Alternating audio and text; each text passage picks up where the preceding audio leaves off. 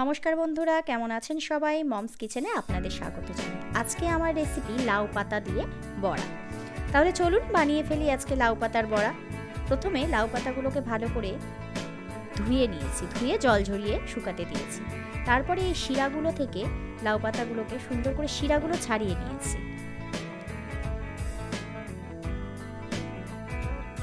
তারপরে একটা বড় পাত্রের মধ্যে লাউ পাতাগুলোকে নিয়ে তার মধ্যে সামান্য পরিমাণে নুন দিয়ে লাউ পাতাটাকে আমি এরকমভাবে হালকা হাতে চটকে নিয়েছি, যাতে লাউ পাতাগুলো একটু নরম হয়।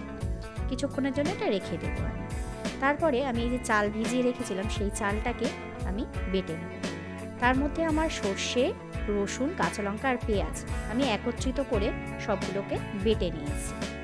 এই বাটাটার মধ্যে আমি পরিমাণ মতো নুন, সরষের তেল দিয়ে ভালো করে আমি ব্যাটারটাকে বানিয়ে রেখে দিলাম।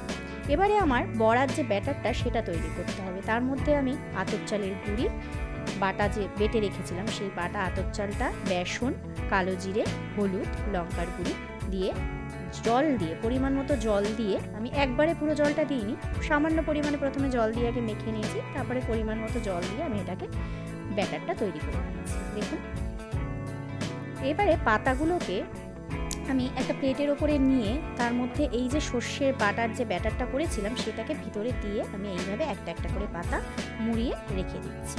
দেখুন, আমার সবকটা তৈরি হয়ে গেছে। এবারে কড়াইতে তেল গরম বসিয়ে দিয়েছি। এইবারে বেসনের ব্যাটারটা চুবিয়ে আমি পাতাগুলোকে ভেজে নেব, বড়ার আকারে ভেজে নেব।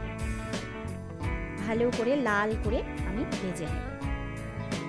দেখুন, ভালো করে ভাজা হচ্ছে।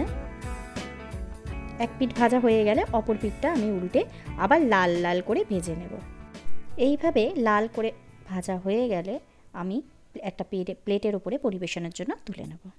তাহলে চলুন, ভিডিওটা আজকে এখানেই শেষ করলাম। আর রান্নাটা কেমন লাগলো দয়া করে কমেন্ট করে জানাবেন। ভালো লাগলে আমার ভিডিওটাকে একটা লাইক করে দেবেন আর চ্যানেলটাকে সাবস্ক্রাইব করে দেবেন।